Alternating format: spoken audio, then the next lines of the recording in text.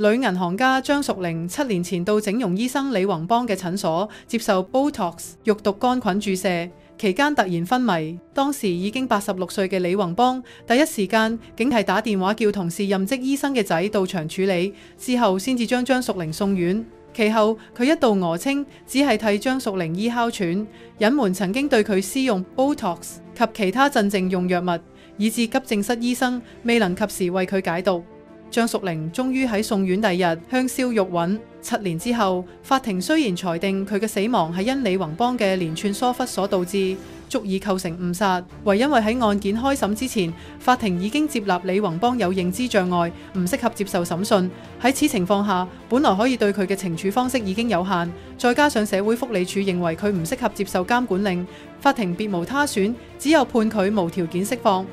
張淑玲嘅家人對案件非常關注，連日都有到庭聽審。法庭判刑呢一日啱好係張淑玲嘅死忌。當佢哋聽到一而再導致病人死亡嘅李宏邦無需接受任何懲處，佢哋感到既無奈亦不甘，憤言人在做天在看。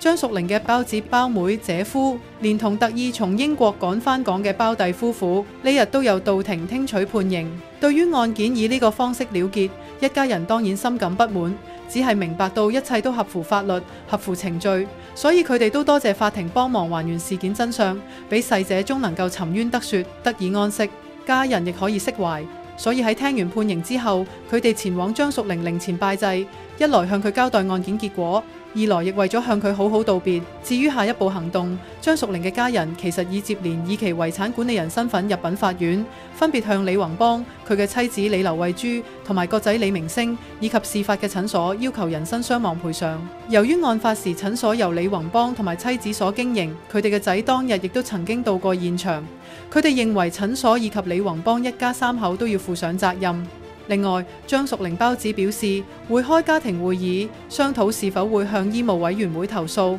但佢哋都質疑醫委會既然喺2009年聆訊李宏邦另一病人嘅死亡個案時候，已經裁定佢嘅表現遠低於預期嘅專業水平，而判佢停牌5個月。咁喺佢復牌之後，究竟有咩跟進？認為醫委會喺呢方面仍欠2名死者嘅家人以及公眾一個交代。而目前李宏邦仍然喺醫務委員會嘅註冊醫生名單上。